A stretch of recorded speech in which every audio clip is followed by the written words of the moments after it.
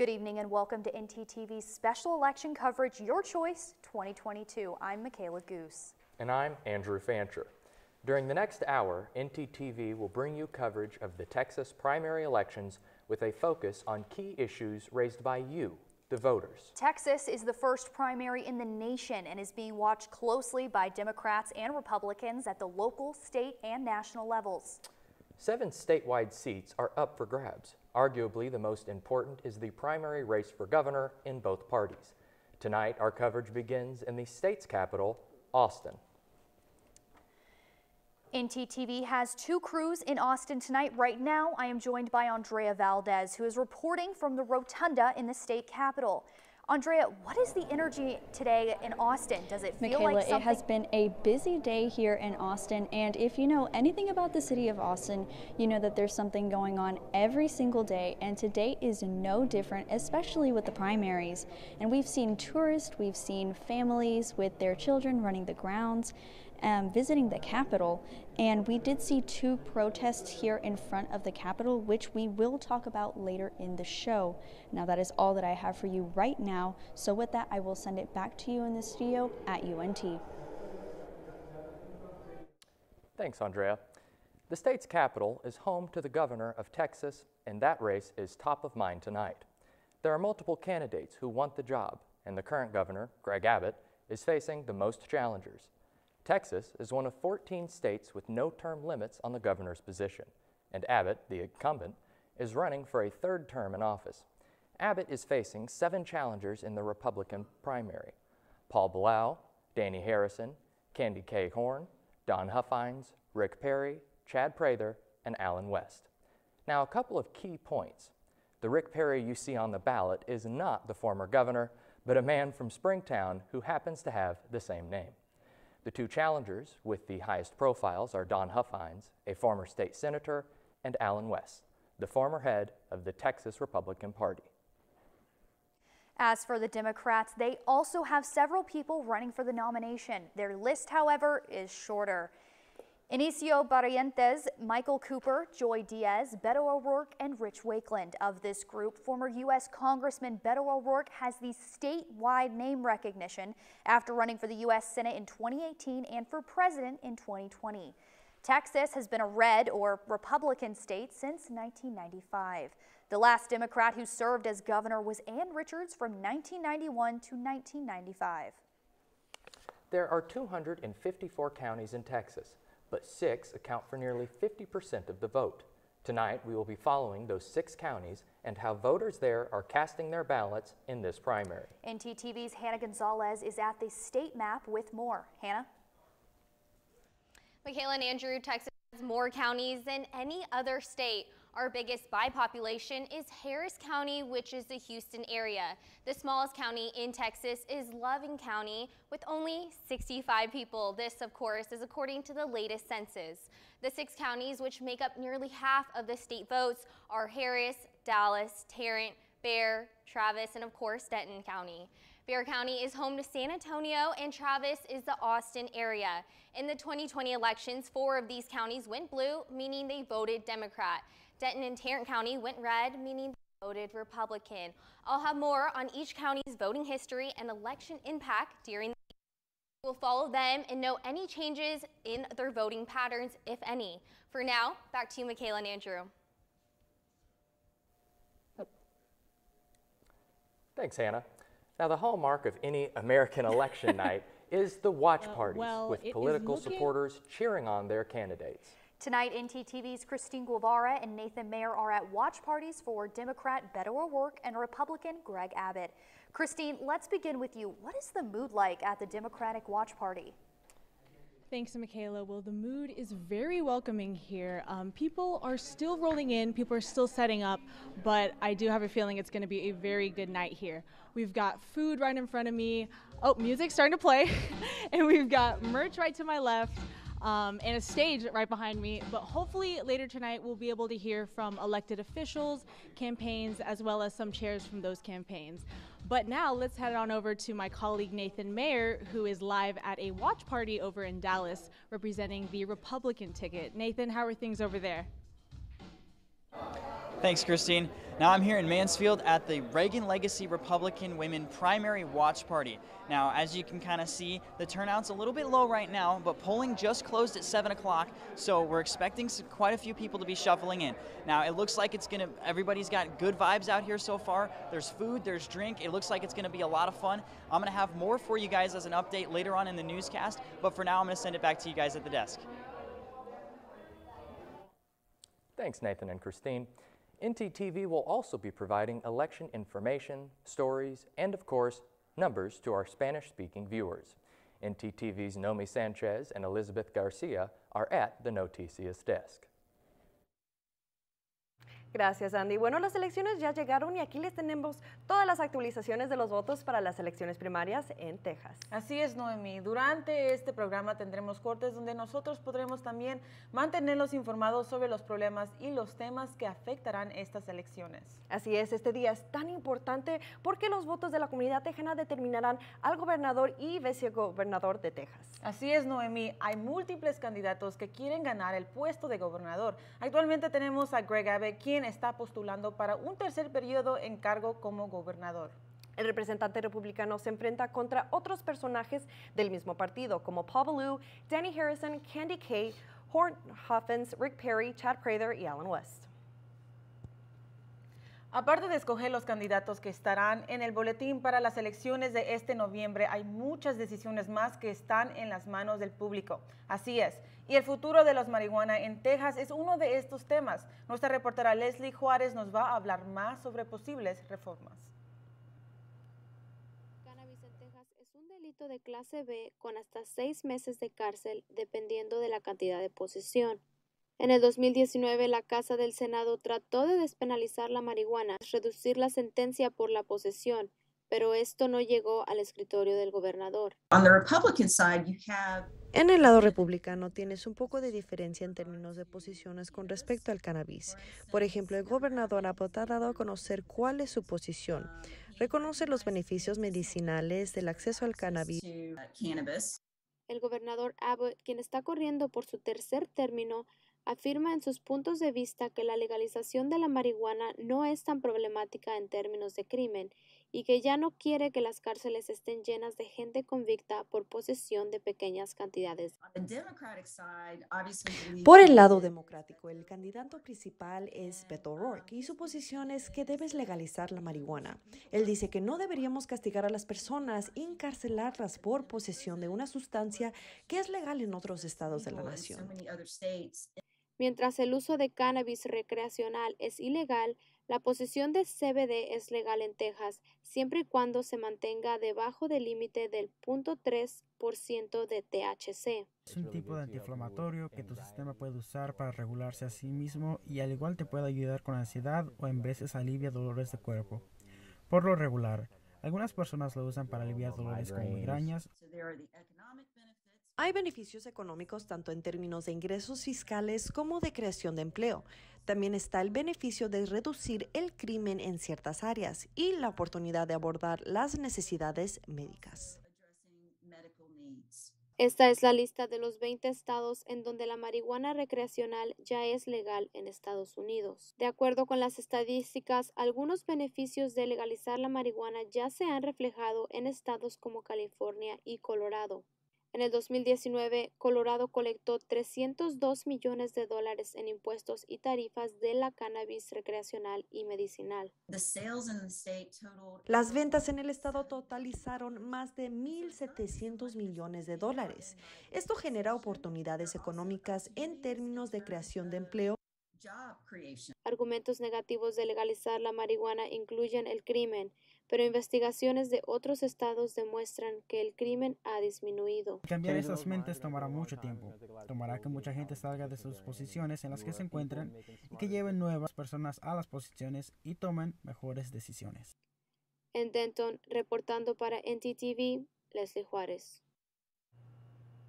Los puntos de vista de los candidatos republicanos en cuanto a la marihuana es un poco más mezclado, mientras que los candidatos demócratas se unen a favor de legalizar el cannabis. El futuro de estos cambios políticos están en las manos del público. Bueno, regresamos al Partido Demócrata, que tienen una lista de personas que se postulan a la nominación. La lista, sin embargo, es más corta. Así es, Liz. Candidatos para el Partido Democrático son Inocencio Barrientos, Michael Cooper, Joy Díaz, Beto O'Rourke y Witch Franklin. De este grupo, Beto O'Rourke tiene el reconocimiento del nombre en todo el estado después de postularse para el Senado de los Estados Unidos en el 2018 y para presidente en 2020. Hay 254 condados en Texas, pero sí representan casi el 50% de los votos. Y esta noche Andy y Michaela estarán siguiendo a esos condados. Regresemos con ellos. Thank you, Noman Elizabeth. Even though this is a primary rather than the official general election, it has been an active campaign season with both sides spending money and putting their candidates in front of voters. One candidate made a North Texas didn't stop early in his schedule, and NtTV's Andrea Valdez caught up with Beto O'Rourke at a campaign rally. Texas gubernatorial candidate Beto O'Rourke stopped in 12 cities across Texas to talk about his plan to keep the lights on in the state in response to the power grid failure during the 2021 winter storm. This was the failing of the person in the highest position of power and public trust in this state. His visit to Denton on February 6 was met with supporters and protesters alike as he tried to find a common ground to bring people together, regardless of political affiliation. I feel blessed that he's here. We're honored that he's representing the people of Texas. I like being able to see a lot of people that have the same ideas and wanting to progress Texas the way we want it to be progressed. He primarily focused on his plan to fix the grid, which consists of 5 steps. To winterize the power grid in Texas to withstand colder conditions, to connect the Texas grid ERCOT to the country's grid, to reduce utility rates so that money can go back to the people for other resources, to hold those who broke the Deceptive Trade Practices Act accountable, specifically referring to the spike in fuel prices during the event of an emergency, and appointing an independent market monitor for the state's gas supply. We are going to find the best people in this state to make sure that we keep the lights on, that we reduce the rates that utility payers are paying, and that we ensure that we never have a grid collapse again. Although the event was to discuss how he would fix the power grid in Texas, Beto also talked about his views on issues like education, healthcare, and providing a livable wage for Texans. These issues, the grid, public education, jobs, seeing a doctor, that's what can bring a very divided state together and allow us to find the common ground to move forward. For NtTV News, I'm Andrea Valdez. For many candidates, time and money, or lack of it, plays a big role in just how aggressive their efforts are to improve voters. NtTV's Michelle Brooks is in Studio A with a UNT journalism professor, Randy Loftus. They have more on this issue. Michelle? Thanks, Andrew. I'm joined by UNT Mayborn School of Journalism professor Randy Loftus. Thanks for joining us tonight. Super excited to have you here. Now, I kind of want to just get deep and down into it. What have your impressions been of campaign season throughout the primaries so far? Sure. The most important thing about this primary is it's going to tell us whether the Republican Party in Texas is going to stick with the traditional Republican conservatism that has let them rule Texas for 30 years, or whether they're going to go further to the right. They have a lot of challengers coming in to some of the elected officials telling them you're not conservative enough, and those elected officials have responded to that. And we were speaking earlier about how Greg Abbott has tried to kind of lean into those voters that are leaning more even so conservative. How have you seen that develop in his campaigning? He's done that in quite a number of ways. His commercials have become more strident. His positions have become more in line with the further conservatism of the contemporary Republican Party. He has not, in general, been an ideologue in his career. He has not been seen as someone far to the right, but he has certainly gone that way in response to these more conservative challengers. Now, on the other side of things, down in South Texas, we're looking at a little bit of a different race. That's correct. Congressman Henry Cuellar is a longtime mainstream Democratic congressman from South Texas. He faces a very significant challenge from the left. His primary challenger is Jessica Cisneros, who is much more on the progressive end of the Democratic Party, and so he faces the opposite bookend challenge that Abbott faces. So now this is the first primary of the season. How do you suppose this is going to look, you know, affecting the rest of the country? There's been some talk that what happens tonight in Texas is going to tell us what's going to happen in November nationally. I don't think so, because Texas is so solidly Republican at this point that it's a foregone conclusion that it's going to be that the Republicans are going to be more favored in November. That's what all the polling shows. So I don't think it's going to be terribly significant for the nation as a whole, but it sure as heck is going to be significant for Texas. Well, we're going to dive deeper into some other hot topic issues later, but is there anything that you think we need to look for tonight coming out of these polls? Well, I think that the strength that Abbott brings is going to be very significant tonight. How much is his margin of victory? Well, we'll be back later with our expert on some deeper issues, but for now, back to you, Andrew and Michaela. Thanks, Michelle. When we come back from a short break, we will take a look at the voting numbers as they come in.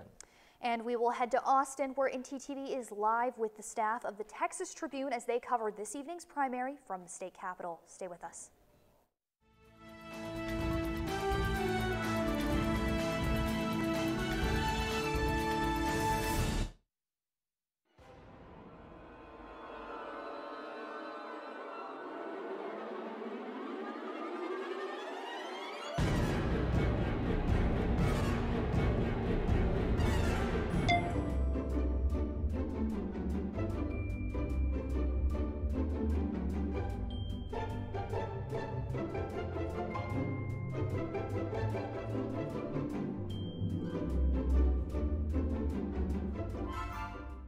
It's that time of year where everyone plays a dangerous game with the flu. Going in uneducated, you run the risk of symptoms like cough, migraine, and fatigue. Don't be like this guy. Combat the flu with cough drops, ibuprofen, and a good night's sleep. Be smart, don't catch the flu. At a time when misinformation is all too common on social media, we take great pride in bringing you the news that matters, that impacts your family, news you can trust. Local broadcast journalists bring you the facts, covering the stories breaking in our community and across the globe. Text TV to 52886 and let Congress know you depend on local journalism. This message furnished by the National Association of Broadcasters.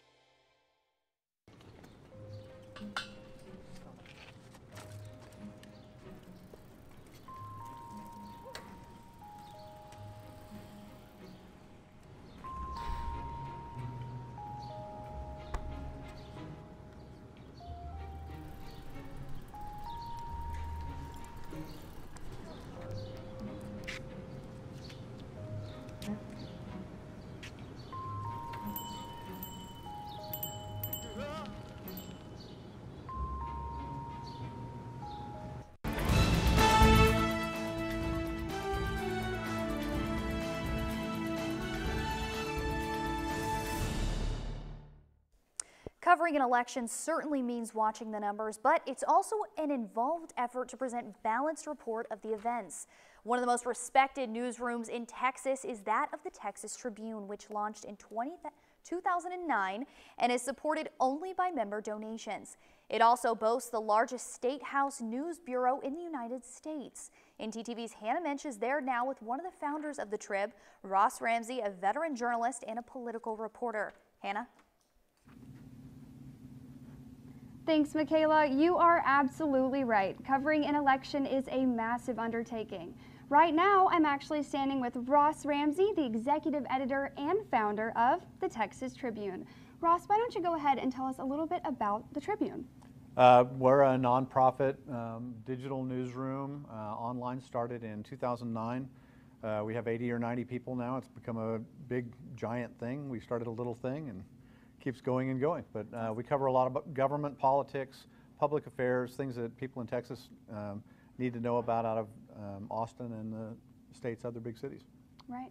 So what do you feel the Tribune's unique characteristics offer for Texans? Well, you can get it anywhere. It's free. It's a nonprofit, so you can, you don't have to go through a paywall or anything like that. You don't have to subscribe. And the idea is just to give everybody the tools they need to know what their elected officials are doing, what's going on with public affairs. Right. And as far as numbers go, what are we seeing across the state right now? Well, we've got early numbers and they're incomplete. So when you see the results right now, you're not seeing all 254 counties. Usually Houston's a little bit late, so you're leaving out a big vote there. But right now, Governor Greg Abbott is doing really well in his primary. Doesn't look like, if it keeps going like it's going, that he'll have a runoff. Beto O'Rourke, kind of the same thing. Both of them have kind of been ignoring their primary opponents and talking about each other. So they're already in the November election. They're kind of in that headspace. Right. And then as you go down the ballot, there's some other interesting races. Ken Paxton, the Attorney General, if the numbers keep going like they are now, will be in a runoff. And the interesting thing there is there's a pretty tight race at the moment for second. The second person in the runoff could be either Eva Guzman, a former Texas Supreme Court Justice, or George P. Bush, the state's land commissioner. Well, thank you so much, Ross. And as far as the Texas Tribune in Austin goes, we will have more for you later in the evening. For now, back to you in Denton. Thanks, Hannah. Now, NtTV has a special look at some of the numbers as they're coming in. For the governor's race in the Republican Party, Greg Abbott is leading with over 131,000 votes. Don Huffines sits in second place with 21,000, while Allen West is at a close third with 19,000. In the Democratic Party, O'Rourke is in the lead with 124,000 votes and counting, with a distant third place, to Ms. Joy Diaz. Now, as for the Attorney General's race, the Republican Party, Ken Paxton, the incumbent, is leading with over 77,000 votes, with a close second to George P. Bush with 39,000 votes and counting. As for the Democratic Party, for the Attorney General's race, Mike Fields is sitting at 8,600 votes. Now, when it comes to issues during an election, there is an old saying with a lot of truth. People vote with their pocketbooks, meaning take a hard look at the economy and see how people are doing economically. And certainly Texans pay close attention to their wallets, but recently other issues have surfaced. In the last few years, there have been a change in voter perceptions with new topics taking on political overtones. Topics like health, education, and even marijuana have become political controversy. For more on that, let's go to NtTV's Kalya Holt. Kayla? Thanks, Andrew. Issues in each political cycle change depending on many circumstances. Some are real, while others are created as talking points for political candidates. NtTV's Gabby Carden talked with political scientist Dr. Matthew Eshba-Soha about what issues each side is framing for this primary. Less clear what are the Republican Party issues and what are issues that candidates are emphasizing in their own individual races. So in some local, state house races, you're getting a little bit more inflammatory rhetoric regarding, critical race theory and so on. You're certainly seeing, the lieutenant governor speak to those issues, and that appeals to conservative voters. Whether or not that's going to really drive sort of the conversation on the Republican side, we'll have to see. Obviously, COVID response is a big issue, and there's a partisan divide there where Republicans are pretty happy with Texas's response. Democrats not very supportive of that. So I think if COVID continues to be an issue, that will help frame the general election. But it's incumbent upon the Democratic Party to come up with some issue or some reason why Republicans should no longer be in office. And not only have I not heard that yet, but political conditions work against them. So Beto O'Rourke did exceptionally well in 2018 campaigning against Ted Cruz. But this was in a midterm election with a Republican president in which we also saw record midterm turnout. That's going to benefit the non-incumbent. 2022, the tables are turned. You have a incumbent Democratic president. Typically what happens in midterm elections is that the party of the president fares much worse. And so Beto O'Rourke really, in terms of leading the Democratic Party in the state, needs to figure out what the message is and needs to figure out a way to overcome which are predominantly historically insurmountable odds. We'll look at other key issues later in the broadcast, but for now, back to you at the desk. Thanks, Kayla. Now, let's go back to Studio A, where our Noticias colleagues, Nomi Sanchez and Elizabeth Garcia, have an update for our Spanish language viewers. Nomi and Elizabeth.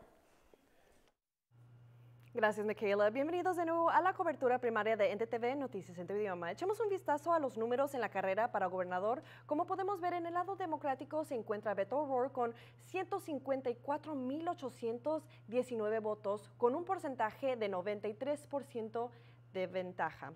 Cooper se siente en los números más actualizados y unos votos con 2.96%, Díaz con 5.996 votos con 2.9%. Y bueno, esos son los números más actualizados y es muy interesante ver el cambio de votos, ¿verdad? Así es, Noemi, especialmente porque hay diferentes políticas que están siendo consideradas. El día de hoy, nuestra reportera Andrea Valdez se encuentra en la rotunda de la capital de Austin. Así es, Andrea nos trae actualizaciones desde la capital en vivo. Vamos a ver cómo está la energía en la capital, Andy. Así es, ha sido un día muy ocupado aquí en Austin y si sabes algo sobre la ciudad de Austin, sabes que siempre hay algo pasando y hoy no es diferente, especialmente con las primarias. Nosotros miramos turistas, familias con hijos visitando el Capitolio y miramos 2 protestas en el Capitolio sobre la situación en Ucrania y la ley que acaba de pasar el gobernador Greg Abbott sobre investigaciones de transiciones infantil. Y eso es todo lo que tengo para ustedes. Se los regreso en el estudio en UNT. Gracias por tu reportaje, Andrea. Y sí, la noche apenas está comenzando. Bueno, más adelante les vamos a dar más detalles sobre las actualizaciones sobre las elecciones electorales. Por ahora, de regreso con ustedes al escritorio en el estudio B.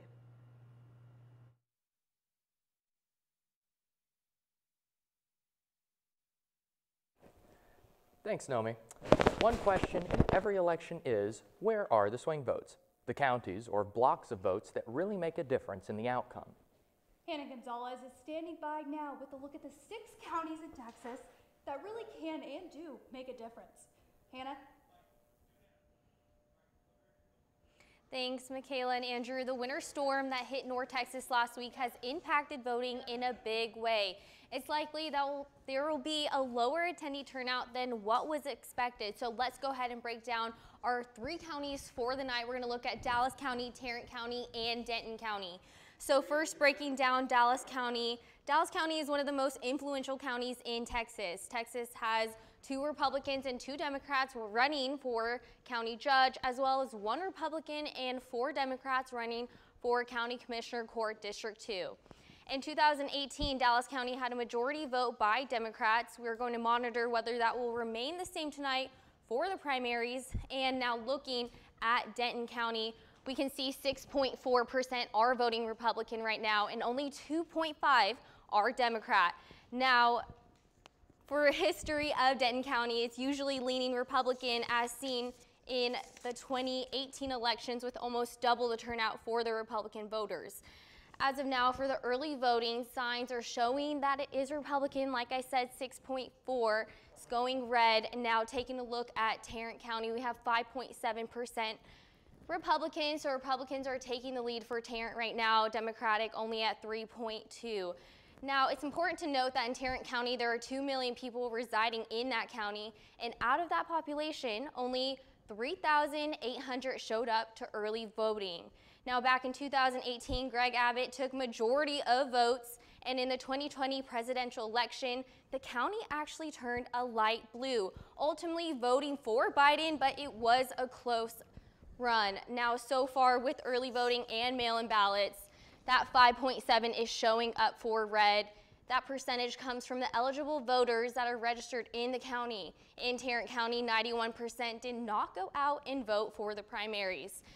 So if we look at Don Huffines, he has a large following in that DFW area, and this will likely affect his election results. Now later on in the show, I'll break down the history of voting for the other 3 remaining counties, so make sure you stay tuned. Andrew and Michaela, back to you. Thanks, Hannah. Let's take a quick break, and when we return, we'll take a look at the Texas Tribune and Austin State Capitol. And we'll bring you the latest numbers, so stay with us.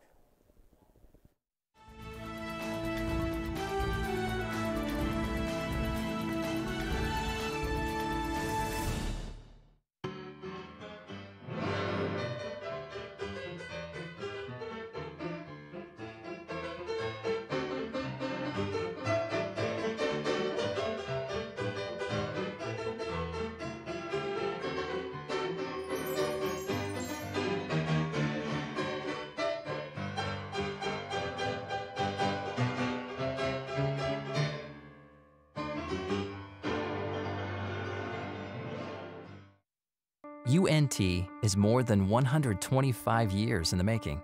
To find new solutions, we create a new point of view. We know what's possible when creativity, originality, and independent thought converge. We're ranked a Tier 1 research university. We're home to excellence the size of Texas. Define your future at UNT and soar to new heights.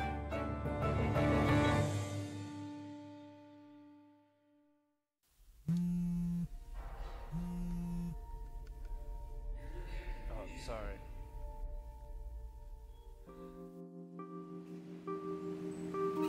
Oh, sorry, man. Oh, sorry.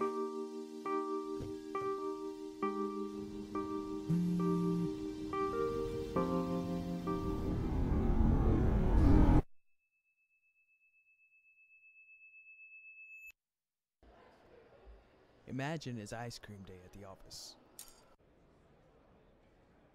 And everyone from the day before voted for their favorite flavor. Everyone but you. You decided not to vote. The flavor they picked isn't the one that you wanted. But can you really complain? Shh! Now imagine that with an elected official. Choose not to vote, choose not to be heard. Get registered today.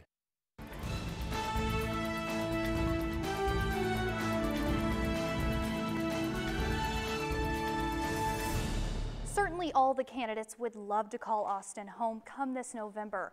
And why not? It's a great city. NtTV's Andrea Valdez is in Austin reporting from the state capitol and has more on that famous building and other election information. Andrea? Here is a capital fact for you. The city of Austin was established as the state's capital in 1839, and the original state capitol was just a small log cabin with just 2 large rooms and some smaller meeting rooms where Texas leaders would often meet. Construction on the capitol that we are in right now began after the second capitol building burned down in early 1880s, and the capitol building itself was finished in May 1888. And I gotta tell you that once construction was completed, Texans all across the state came to Austin to celebrate with marching bands, drill teams, fireworks, you name it, Texas had it, and they had to celebrate in a big way. It is Texas after all. So what started off as a log cabin in Texas leaders hosted meetings, welcomes close to 200,000 visitors every year. That's all that I have for you right now, so I'm gonna hand it off to you at the studio at UNT.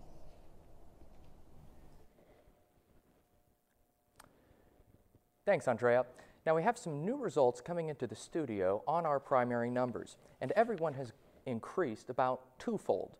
Greg Abbott, the incumbent, sits at 297,000 votes. Don Huffines, the former senator, is still in a far second place with 57,819 votes. And in third place, Allen West, former head to the Texas Republican Party, is at 47,000 votes. As for the Democratic Party, Beto O'Rourke is at 318,000 votes, while Michael Cooper sits in second place with nearly 10,000 votes. Now, as for the Attorney General's race, Ken Paxton still sits in first place with 186,821 votes, whereas in second place, Eva Guzman has taken a hold of 101 100,000 votes. As for the Democratic Party, we have Rochelle Garza at 73,000 and Lee Merritt in second place at 57,000. Now, one of the cornerstones of our democracy is the right to vote. But over the years, who gets that right and how to make sure it isn't abused has been difficult politically and socially. Kalya Holt has more on this in our Issues segment. Kayla? That's right, Michaela. Over the past few years, you've heard more concerns about voter fraud. The idea that people who are not legally eligible to vote do in fact cast ballots. While in every investigation into alleged voter fraud has shown that it is not a problem, some people still have concerns, especially when it comes to mail-in ballots. NtTV's Hannah Gonzales looks at how Texas has responded. I understand that they're trying to prevent voter fraud, but from my perspective, it just seems like it's made it a lot harder for our elderly. Senate Bill 1, most commonly known as the Election Integrity Bill, was not passed without scrutiny. It made an already strict system in Texas even stricter. SB 1 was signed by Greg Abbott in September of 2021 to prevent voter fraud and increase criminal penalties. One direct aspect that was affected by the bill is mail-in ballots. We have had a situation where about 40% of mail-in ballots that have been requested, filled out, and returned have been declared invalid. UNT professor Dr. Eshba Zoha explains. One of the major reasons why a lot of mail-in ballots are being kicked back and being designated invalid are because the information that is put on the ballot does not match the information that the state has. Not only does your information need a match, but how you originally get your ballot has also become more difficult. Each individual voter must request an application to vote by mail. You can no longer do that for your adult child. You can no longer do that for your spouse or for your elderly parent. Additionally, the bill has changed how county officials can help those eligible. Election officials, as here in Denton County, like to offer mail-in ballots to encourage people to participate. That is now a felony in Texas. For NtTV, I'm Hannah Gonzales. One of the other big questions facing politicians these days is how to raise money to support their ideas and fund programs. Besides raising taxes, a number of other more innovative ideas are in play, including legalizing marijuana here in Texas. Let's go to Michelle Brooks for more on navigating controversial issues, money, and politics. Michelle? Thanks, Kayla. Now, politicians have to learn the art of reading their audience, understanding the emotion behind the vote, and all the while work alongside other political officials on the practical issues of finance and funding the government. I'm still here with Professor Loftus. Now, we promised some hot topic issues that we were going to discuss, right? And one of them being the legalization of marijuana. Specifically, it's kind of gained some traction down here in Denton. Yes, there's a movement here in Denton to get the city to decriminalize small marijuana arrests. That is not going to become a statewide trend, though, because although there's a lot of public support for decriminalization or actual legalization in Texas, there is a good bit of opposition from the senior leadership of the Republican Party. They have not signed on to that. So what is happening is in a lot of areas such as Dallas, the police departments and the prosecutors are simply de-emphasizing minor cases, both to spare those people the expense of having to defend against this charge, but also to free up the entire criminal justice system and to make sure that we are not stigmatizing people for something that much of the country now considers not to be a crime at all. Now, if we look at, our next door state neighbors, Oklahoma, they have taken the move to legalize medical marijuana. Do you see that being a possibility here in Texas following these primaries? That's been an attempt in Texas, but it has not gone anywhere yet. So I think we're still a long way from getting the top Republican leaders in the state, the governor, the lieutenant governor, and the attorney general, to go along with that. Well, it will be interesting to see if it will be possible to get that medical card here in Texas. But for now, we're going to head back to Andrew and Michaela in the studio. We'll have more with this expert later in the show. Thanks, Michelle. Okay, Michaela, it's party time, or at least time to check back in with Nathan Mayer and Kristine Guevara, who are at 2 political watch parties. With more numbers coming in, let's start with Nathan Mayer, who is covering the Republican Watch Party in Mansfield. Nathan, what do you have for us? Thanks, guys. I'm back here in Mansfield, and joining me tonight is Anita Moore, the president of the Reagan Legacy Republican Women, and we're here at the Watch Party. So now, Mrs. Moore, looking at some of the elections across, are we looking more so for the Watch Party, are we looking at local elections or more so broad across the state? We're looking more at county elections, local judge elections, and then as well as the state elections. But we focus more on our state reps, our state senators, and then we focus on our judges and our county elections. Very nice. And what do you think are some of the factors that the candidates have employed that will, that will help them out throughout the race? I think the big thing is a person-to-person engagement, door knocking, phone calls, walking around and just listening to people and understanding what everybody's views are and what they're passionate about, what their worries are, and how can they work to help them. And so far tonight, with watching the numbers fall in, are you liking what you see, and what are you expecting by the end of the night? Well, with the primaries, every Republican is a winner, and that's the theme of our party, is to ride the red wave. So every Republican is a winner. We may fight and squabble in our family, in our tent of Republicans, but when we come out, we back one winner, and hopefully that person will win in November. Well, cool. Well, thank you very much, Mrs. Moore. Now, that's all I have right now from the Republican Watch Party. Let's go to my colleague, Kristine Guevara, for an update from the Dallas Democratic Watch Party. Kristine? Thanks, Nathan. Well, I'm still here at the Democratic Watch Party. Things are livening up, and I wanted to mention, we've got a cardboard cutout of Beto right behind me, and it's been a great time. But I am here with Kathleen Bailey, who is a Democratic candidate. Happy election night, Kathleen. It's very exciting. Good to be here with you. Yes. Very wonderful. Yes, ma'am. First question, what are you running for and why? I am running for Congress, U.S. Congress, from Congressional District 5. I'm running because I want to make a difference, and I want to use my extensive and diverse background to tackle the issues that are faced by my fellow Texans and by the nation as a whole. I see. And tell us a little bit about your background. Well, after earning a PhD in political science, I joined the U.S. government as an intelligence analyst on weapons of mass destruction in foreign countries. And after that, I became a Deputy Assistant Secretary in the U.S. Department of State and have served in other high-level positions in Washington. After that, I was an educator, so I have taught at universities and written lots of books. Lastly, I became a farmer, which leads me to the point that I've got a lot of rural counties in my district. Wow, that's awesome. Thanks so much for speaking with us tonight. Enjoy your night, ma'am. Back to you guys at the desk. Thank you, Nathan and Kristine. We're going to take a quick break, and when we return, another look at the updated numbers. And we will head back to Austin and look at the action in the Texas Tribune newsroom. Stay with us for more coverage of Your Choice 2022.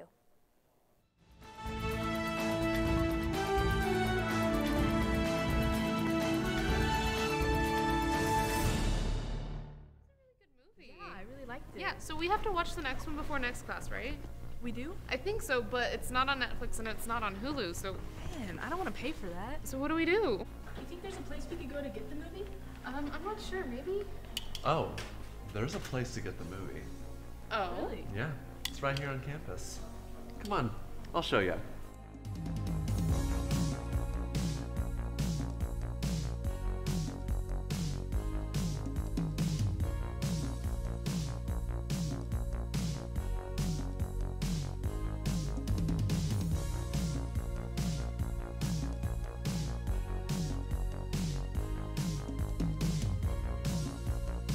It's that time of year where everyone plays a dangerous game with the flu. Going in uneducated, you run the risk of symptoms like cough, migraine, and fatigue. Don't be like this guy. Combat the flu with cough drops, ibuprofen, and a good night's sleep. Be smart, don't catch the flu.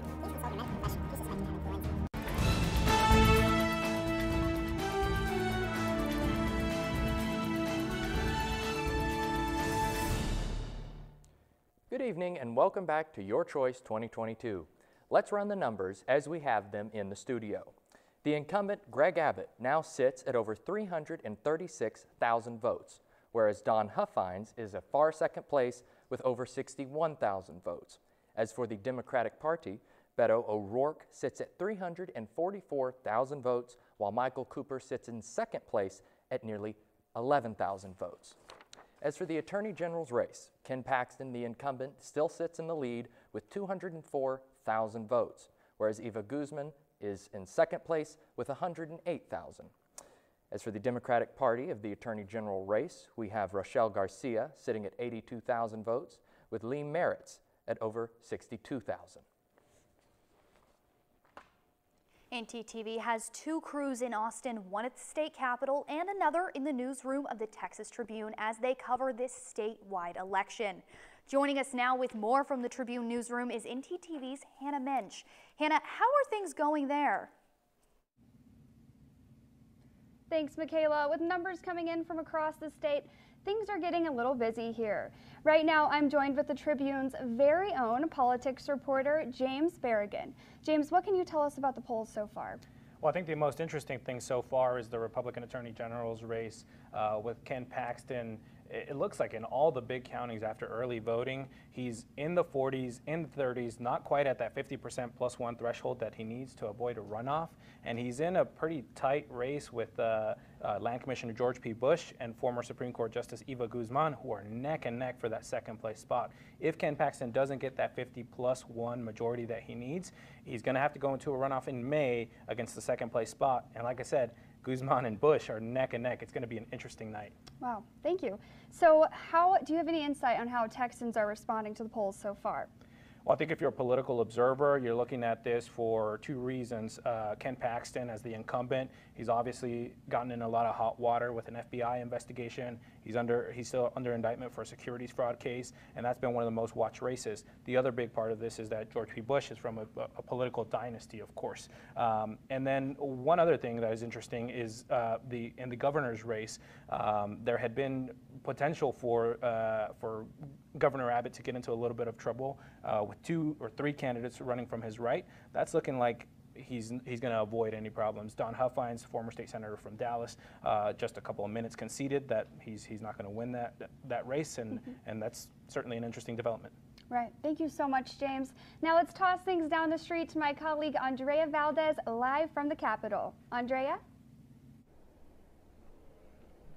Thanks, Hannah. As we mentioned earlier, there were 2 protests here in front of the Capitol, one over the situation that is happening right now in Ukraine and the other over trans rights in the state of Texas. Now it's quieting down as the Capitol is about ready to close down. Let's go back to UNT campus and the NtTV studios.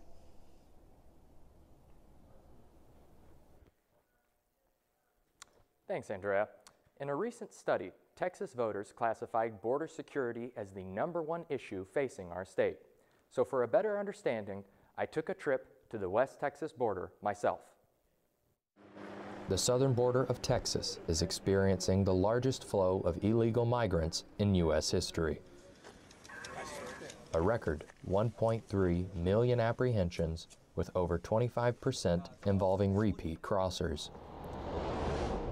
And border zones like this one are at the forefront of a humanitarian crisis. It's a hardship in every direction, whether it's paying the staff, putting the unit out there, fuel, whatever it takes, it's taking away from the citizens. Dale Lynn Carruthers is the first Terrell County female judge. Her subdivision is over 1.5 million acres of canyon country, with 91 miles adjacent to the Mexico border. Most people like this country in moderation. They like to come out to the Big Bend Park or one of the towns out here and visit. There's a few of us that the country just grabs and it doesn't let go. Kenley John Coyne manages 45,000 acres of ranch land, subject to a new generation of outsiders. Aliens never really crossed my mind in 1996. By 2000, it was already, I was starting to see just a little bit more traffic, and by now, yes, every day, every day. We advise the Terrell County residents to lock your vehicles and homes. County Judge Carruthers' public service announcement last September. We advise the residents to be vigilant and exercise safety precautions when out on ranch properties. I've been hospitalized because of them. Horse killed, 3 dogs killed. And that's all just in the pursuit of keeping them off of me and the ranches that I protect. Barry Lamar Blair maintains a property 23 miles north of Mexico. He apprehends trespassers on a daily basis. And I'm up to 7 myself this year. I caught 29 last year. But now I have taken machetes, homemade spears. I found a gun, but nobody wanted to claim it. Farmers like these are forced to protect themselves. This, as the county only has 3 deputies and less than 25 field agents. Now you divide that by 3 shifts, and then you tell me how many miles of border each one of them boys got to watch. Can't be done. These migrants, photographed by motion-activated trail cameras on this path to the lower desert. The last person I came up on out here wanted to go home. I don't think they have a clue the country they're going to have to traverse to get to wherever they're going when they come through this part of Texas. A mountainous desert where 16 migrants died last year. In concert with a 300% increase in illegal apprehensions. But I'm just not going to be caught off guard. So that's why when I go water my garden or I go get the chicken eggs, I usually have a gun on. It's very difficult to secure the southern border if you don't have support from the top. It has to start there. Manpower is essential. We don't have it. So it's very difficult to take care of what we're trying to, to secure, and without the help. But until help arrives, the Rio Grande lays vulnerable, open to a world of nations. Governor Greg Abbott and Democratic candidate Beto O'Rourke have both said that the border is a top priority, and it's an issue that will not be far from voters' minds during the general election in November. Now, let's go back one last time to NtTV's Michelle Brooks and Professor Randy Loftus. Thanks, Andrew. Now, the image of a wall has, and what it means emotionally and practically, has become just as much about economics and immigration as it is social and politically concerning. Now, Professor Loftus, let's start with your perspective on how this structure has affected voting. Well, certainly in Texas, many of the Republican candidates have run on a platform of restricting immigration. They frequently accuse the Democrats of favoring open borders. That's not really accurate, but it is a powerful message. The wall itself in Texas symbolizes that concern. Now, with Beto O'Rourke being from a border city, El Paso, how has the campaigning from, that side of things been?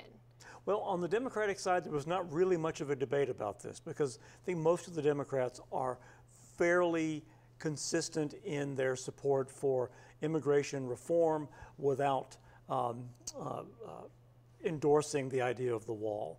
On the Republican side, however, nearly every major candidate has made this a big part of the campaign. Well, we'll see how much more this becomes part of campaigns moving in further to election season. But for now, I want to thank you for joining us today, Professor Loftus. Thank you, Michelle. Alrighty, and we will head back to the studio now with Michaela and Andrew. Thanks, Michelle. Tonight, we have been following 6 counties in Texas. Of the 254 total counties, these 6 account for nearly half of the votes. NtTV's Hannah Gonzales joins us now at the map wall with more. Hannah, what are you seeing? Thanks, Michaela. Now remember, the history of those 4 counties has been blue. In other words, voting Democrat. Of the 6, Denton and Tarrant County have voted Republican. However, right now, I'm going to go ahead and focus on Harris, Bexar, and Travis County. Now turning over and looking at Harris County, being the Houston area, it's important to look at the demographics of this county. Out of the 4.7 million in the county, over 40% of that population are Hispanic. Now, in past elections, Harris has voted blue for both the 2018 and 2020 election. But tonight, everything might change. Right now, Republicans are leading at 4.2%, Democrats only at 3.9%. Now, this includes both mail-in ballots and early voting. A factor that may contribute to this change in voting patterns is Senate Bill 1 and how many absentee ballots were rejected this cycle. The Harris County judge stated that 7 times more mail-in ballot applications have been rejected. Now taking a look at Bexar County, of course, this is a San Antonio area. It is neck to neck in terms of voter turnout. Roughly 4.1 being Republican and 4.9 being Democrat. In 2018, there was a close amount of participation from both parties. Now taking a look at Travis County, this is the Austin area. Early voting is showing a Democratic lead with 6.8% and Republicans only having 2.7 voter turnout. Both of these counties have a large population of Hispanic residents. This plays a huge role in that factor. That's all I have right now for those 3 counties. Andrew and Michaela, back to you. Thanks, Hannah. It's time to check in with NtTV's Noticias team in Studio A, where Nomi Sanchez and Elizabeth Garcia are covering the election for our Spanish-speaking viewers. Nomi and Elizabeth? Gracias, Andy. Y bueno, estamos a finales del día y Elizabeth, ¿cuál partido crees que va a ganar? Porque actualmente en la elección tenemos a varios candidatos con números actualizados. Actualmente tenemos a Beto O'Rourke, quien está tomando la ventaja. Ahorita tiene 351,633 votos y un 93.10% en el estado. Y segundo lugar tenemos a Michael Cooper con 10,998 votos y un 2% 90% en el estado también. Bueno, honestamente, Noemí, comparando los votos electorales de ahora, parece que sigue siendo muy competitivos. Nuestros corresponsales para estas encuestas son muy importantes. Pero vamos a ver los números en las carreras para gobernador. Primero, una mirada al lado republicano de la boleta electoral. Greg Abbott está en ventaja con 405,350 y cuántos votos, un 68.50 y 100%. En segundo lugar, Don Huffins tiene 73,550 votos, un 12.35%. Allen West se encuentra en tercer lugar con 66,993, un 11.25%. Bueno, el tema sobre el aborto es muy importante también, pero desafortunadamente un tema muy delicado. El estado de Texas prohíbe abortos después de aproximadamente 6 semanas de gestación, a menos que tengan una emergencia médica. Nuestra reportera Ruby Mejía nos tiene más detalles sobre el futuro de las pólizas del aborto y de las experiencias que están teniendo muchas mujeres en el estado de Texas. Los candidatos Beto O'Rourke y el gobernador Greg Abbott tienen distintas posiciones con respecto a la salud de la mujer. Abbott firmó la ley SB 8 que establece que ninguna mujer en Texas puede obtener un aborto después de 6 semanas de embarazo. La prohibición del aborto entró en efecto el 1 de septiembre del 2021 y muchas mujeres afirman que el periodo de 6 semanas es demasiado temprano para saber acerca de un embarazo. La estudiante de UNT, Marilu Gómez, comparte su experiencia personal sobre su aborto cuando tenía 18 años y sus pensamientos sobre SB 8. Tuve un aborto cuando era más joven y no me enteré de que estaba embarazada hasta los 8 o 10 semanas. Y en ese momento, ya sabes, ni siquiera puedes tener síntomas, ni siquiera los estás mostrando en absoluto. Y para que alguien haya pasado esta ley, no hay forma de saberlo. Por otro lado, el demócrata Beto ha sido muy expresivo sobre sus planes para revocar la ley de prohibición del aborto si gana las elecciones. En su campaña, Beto impulsa por los derechos de las mujeres y dice que las mujeres deben poder tomar sus propias decisiones sobre sus propios cuerpos. La profesora Gloria Cox, quien tiene un doctorado en ciencias políticas, habla sobre las predicciones de la encuesta y cómo puede ser el futuro de SB8 si Abbott es reelegido. Creo que si el gobernador Abbott es reelegido, que por supuesto, las encuestas predicen que será reelegido. Él se apegó a esta ley. Tiene mucho apoyo a nivel legislativo. Y después de todo, él fue quien lo convirtió en ley. Reportando para NtTV Noticias, Ruby Mejía.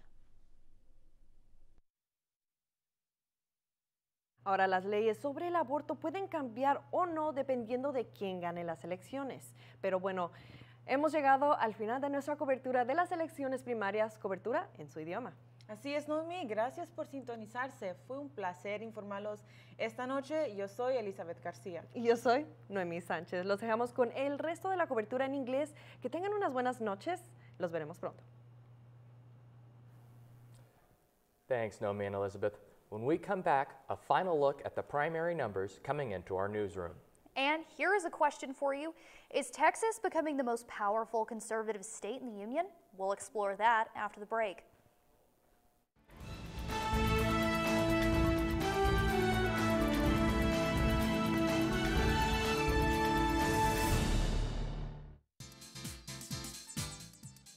Oh, hey, didn't see you there.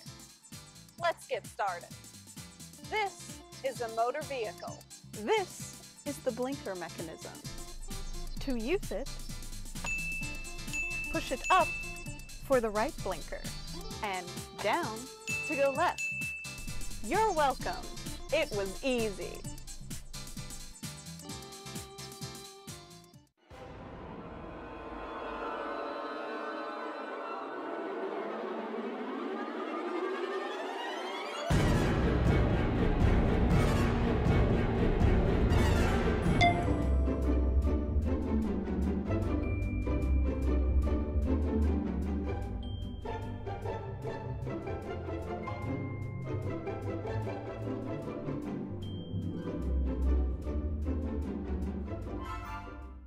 It's that time of year where everyone plays a dangerous game with the flu.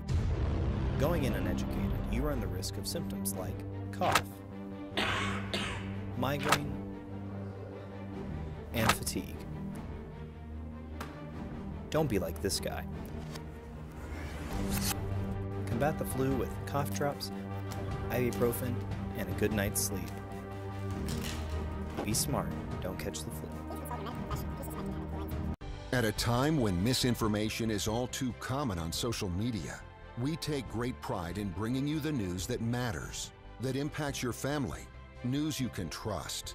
Local broadcast journalists bring you the facts, covering the stories breaking in our community and across the globe.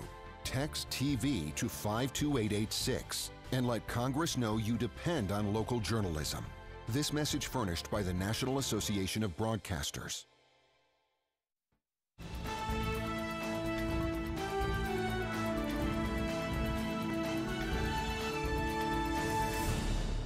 Welcome back to our coverage of the 2022 primary elections. Let's take a look at the numbers here in Texas. Incumbent Greg Abbott now sits at 408,354 votes, whereas Donha Fines is in a far second place with over 73,000 votes. As for the Democratic Party's governor race, Mr. O'Rourke sits at over 351,000 votes, whereas Michael Cooper in second place sits with nearly 11,000. As for the Attorney General race, Ken Paxton does sit in first place with over 249,000 votes, whereas the competition, George P. Bush, sits at 117,000 votes and Eva Guzman at 131. Now, as for the Democratic Party's candidates to the Attorney General race, we have Rochelle Garza at 85,000 votes and Lee Merritt's at a little over 64,000.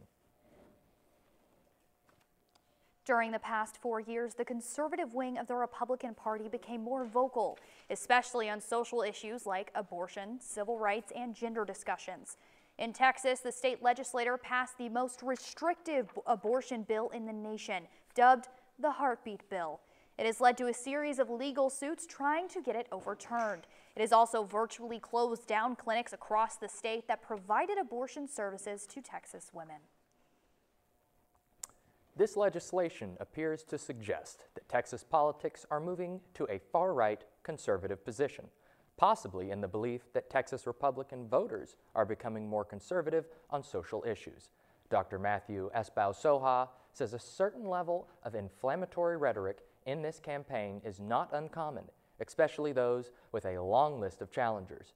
But in this primary, that isn't the real issue. The question is whether criticism of sort of social issues, the salience of critical race theory was a winner for Republicans in the Virginia governor's race. Do Republicans need to rely on that? Is that something that's motivational to voters in Texas, or do they run the risk of appearing to be too far right and losing support of Republicans who really like Texas because of low taxes, a positive business environment? Is that sort of position taking likely to hurt those moderate Republican voters? We'll have to see if this is just primary voices. We'll have to see if these issues gain any traction in terms of legislation or positions of more established candidates, or if it's just negative rhetoric in the primary phase where you're trying to stand out among Republican voters. But I think there's a risk to Republicans in adopting too many of these issues when they don't have to. They already control the majority of politics in the state. Is there a risk to them if they take extreme positions on social issues? Might they lose support of Republicans who support them for the strength of their platform in terms of encouraging economic growth? And that sets the stage for one last visit with NtTV's Hannah Gonzales at the state map. Hannah, have there been any significant shifts in the voting preferences of our 6 key counties? Thanks, Andrew. So we've been covering those 6 counties all night, and I finally have the polls for those 6 counties. Let's go ahead and look at Denton County. For the Republican side, we don't have any votes right now of who is in the lead, but for Democratic side in Denton County, Beto takes the lead at 96%. Now that's about 14,000 voters. Michael Cooper up there, second place at 1.6, only 245 votes. Now looking at Dallas County. For the Republican side, Greg Abbott is at 69%. That makes up 25,000 voters. Don Huffines, only 12. Now looking at the Democratic side for Dallas County, Beto still number 1 at 94%, making up 57,000 voters. Michael Cooper still made it in second place for Dallas County at 2.9%. Taking a look at Tarrant County, now remember that's the Fort Worth area. Greg Abbott still at that 69%. Don Huffines at 14%. Now looking at the Democratic side for Tarrant County, Beto still at 94%. Michael Cooper still in second at 3%.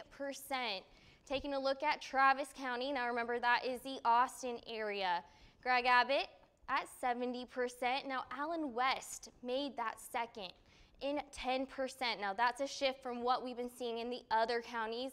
Beto at 93% for that Democratic side still. Michael Cooper, but only at a 3%. Taking a look at Harris County, Greg Abbott at 70% again. That makes up 67,000 voters. Don Huffines at 16%, making up roughly 16,000 votes. Beto at 93% for the Democratic side. Michael Cooper yet again at that 3%. Lastly, let's go ahead and look at the San Antonio area, making up Bexar County. Greg Abbott at 74, making up 37,000 voters roughly. Now, this is a shock. Alan West and Don Huffines are tied for second place at 9%. Remember, Huffines is in that DFW area. He has a name for himself there, so he did make his way down south. For the Democratic side, though, 95% is Beto for 55,000 voters. Michael Cooper only making that 1%. That's all I have for those 6 counties tonight. Andrew and Michaela, back to you. Thanks, Hannah. Now let's head back down to Austin one last time for Hannah Minch at the Texas Tribune. Hannah? Well, Andrew, it's been quite the night here in Austin. And again, we want to thank executive editor Ross Ramsey and politics reporter James Berrigan for providing us with some great insight through what is a really busy night here at the Texas Tribune. Thank you again, and back to y'all at the desk.